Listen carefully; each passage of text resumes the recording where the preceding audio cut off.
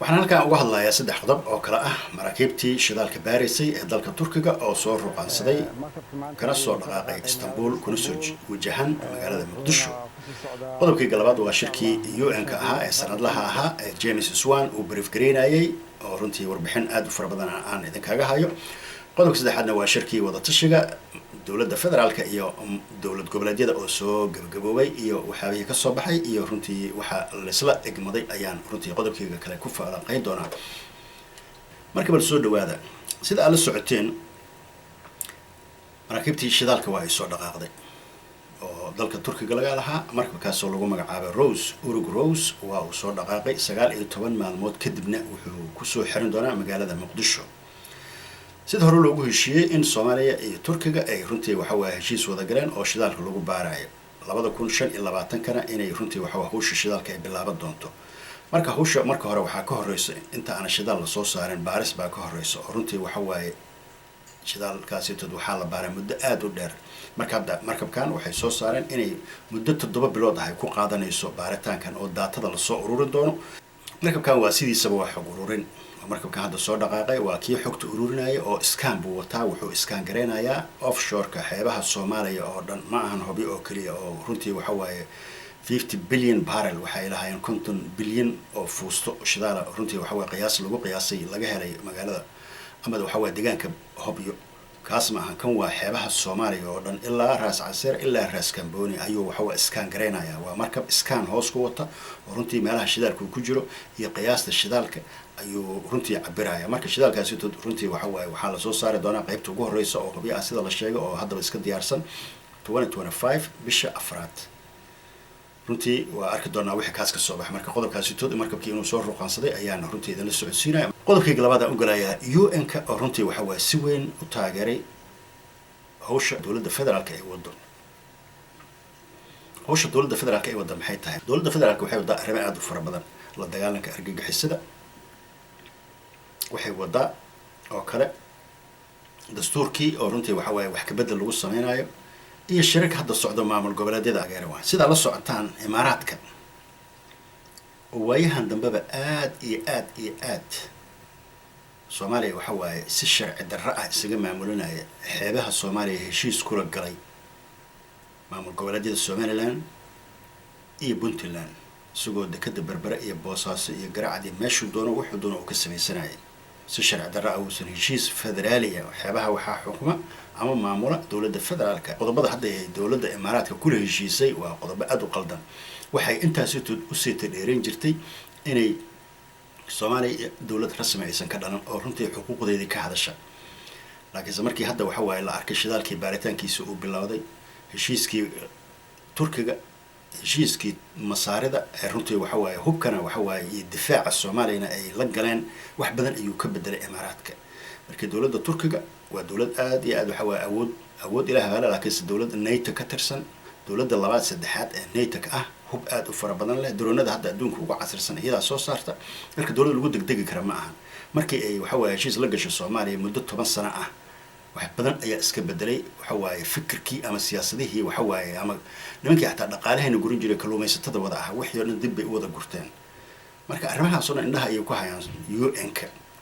marka UN-ka runtii waxay taageereen oo runtii waxa waaye ay go'aan ku gaareen in Soomaaliya ay u madax bannaan tahay territorial integrity waxay yiraahdeen xuduudaheeda iyo soohdimaheeda laga soo bilaabo waqtigii xornimada qaadatay ilaa hadda inay Soomaaliya u madax bannaan tahay dhulkeedii. dowladda Imaaraadka marka waxay sameyn jirtay xadgudub oo waxa waa heshiisyo iska galaysa maamul oo aan la aqoonsan oo Somaliland la yiraahdo. Berbera iska tagaysay dowladda halka maamusho ayay heshiisyo la galaysay oo dekadii iyo xeebihii iyo wixii dhan ee waxa waaye waxa waaye iska maamulinaysay. wixii markii ay aragtay UN-kii ay runtii waxa waaye 4 dowladood oo waaweyn oo Turkiga ugu horeyso, Mareykanka ay ku xigto, Ingiriiska ayay ku afareeyeen in Soomaaliya territorial integrity aan lagu xadgudbi karin. Imaaraadka marka qodobkaas iyadii ay aqoonsatay ayay waxa waaye runtii ayaa qabanaya. marka waxay dib ugu laabatay heshiisyo iyo qorshe ay waday. marka hore ma filayna in UN-ka arrimahaas looga hadlayo. hadda xusuusataan Axmed Madoobe wuxuu ku sugnaa maalmihii shirka wada tashiga uu soo bilaabay magaalada Dubai وهجيس جونية iyo wada tashi iyo tashkiilin badan ay ku hayeen laakiin maxaa weeqay waa heshiiskoodii Turkiga waxa nimankii Imaaraadka ay kula galayeen Axmedoobe waxa bedelay go'aamadii ka soo baxay UN-ka runtii waxa waa territorial integrity iyo waxa waa Soomaaliya xuduudaheeda inaan marna la falangelin karin wuxuu damacsanaa inuu waxa waa toddobada jasiiradood ee ku yaala Kismaayo iyo ereyadeeda ilaa iyo waxa waa Joola Jabaa ilaa Ngoma ilaa iyo dhulkaas oo dhan waxa waa ma taqaanaa oo heshiis kula galay inuu asaga waxa waa lacag ku siiyo waa runtii waxa waa ku hungoobay waana uu isaga soo laabtay Axmedoobe marka qodobkaas intaas ayaan ugu baxayaa qodobkii ugu dambeeyay shirkii waa uu soo gabagaboobay ay u wada fadhiyeen madaxda maamul goboleedyada iyo dawladda federaalka wuxuu ku soo gabagaboobay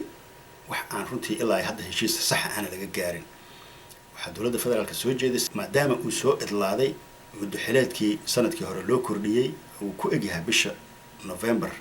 25keeda waxaa muuqatay inaan doorasho la geli karin waxaa muuqatay inaan waxa waa mid dadban iyo mid toos ah waa one man vote waxa ay yiraahdaan qof iyo cod iyo doorasho dadban oo ah inay xildhibaano ama oday dhaqameed ay wax soo xulayaan labadaba inaan la geli karin waqtiga oo aad ciriir u ah dawladda federaalka waxay soo jeedisay inay sanad ugu darto waxa aqbalay maamul goboleedyadii kale oo aan ahayn Axmedoobe Puntland iyada waa dawladashadeeda waa hore u gashay marka waxa ogolaaday waa qoorqoor lafta gareen iyo Ali Gudlaaw maxay kaga hortimid waa ninka la yiraahdo waxa waa Axmedoobe oo qorshaan ku diiday Axmedoobe wuxuu yiri ma doorashaan gareena Axmedoobe is a mastermind wuxuu macallin ku yahay sida la isu doorto ayuu yaqaanaa haddii laakiin sanad loogu daro wuxuu og yahay sanadkaas doo dhamaad inuusan waxa waa qorshe cad oo mar dambe la imaan kara laakiin hadda wuxuu haystaa fursad uu dib isugu dooran karo intuu wax isku leexiyo maadaama waxa waa ma taqaanaa intuu wax isku leexiyo oo waxa waa odayaal meesha keeno oo asaga isku doorto laakiin maxaa caqabada hadda hortaagan waxa caqabada hortaagan maamuladii waxa waa deegaanadii ma haysto geda ma haysto bu'aal oo caasimadii afara kuma hayo oo doorasho lagu qaban karo caasimada labaad waa Kismaayo marka waxa waa caasimada labaad in shir lagu qabto ee waxa waa doorasho lagu galo way adag tahay maadaama waxa waa goboladii waxa waa kale oo dhan ay ka maqan yihiin geda ay ka maqan tahay jubada dhexna ay ka maqan tahay marka Kismaayo oo hal magaalo ah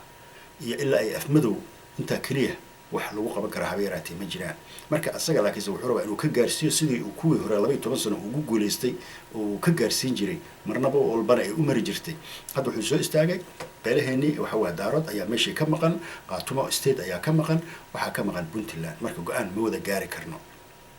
macnaheedu taas waxay tahay in doorasho dadban la galo oo asaga uu runtii waxa waa codkiisa meesha uu ka soo qaato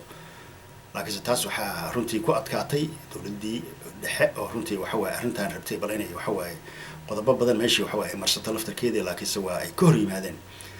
marka arrimahaas waa arki doonaa waxa ka soo baxay maadaama muddo 5 maalmood hadda dib loo dhigay go'aamadii ama communique maadaama waxa Ali Gudlaaw meesha uu ka baxay oo maanta ay ku baagan tahay xafladii calaamasaarkii waxa waa ama unkunkii ama aasaaskii dawladda Hirshabelle marka arrimahaas ayaa dib u dhigay communique ka soo bixi doonana waa arki doonaa wuxuu runtii waxa waa ku dhamaan doono laakiin se waa ku adkaa doontaa Axmedoobe runtii arrintan maadaama hadda waxa waa taageero aad u fara badan oo islaha waa ka helaysaa maamul goboleedyada kale qaatumo state runtii waxa waa lama aqoonsan wali oo dawladda hadda waxa waa gobolka ama uu ka dhigan kara ma ahan Puntland maba ogolaba mucaarad hadii wax la mucaarada waa inaan aniga wax mucaarada taasiba taagan tahay marka asigii waxa ku bari doona waaga si dad badan ay sheegayaan marka bal waa arki doona waxa ka soo baxay kuma fogaanay arrintan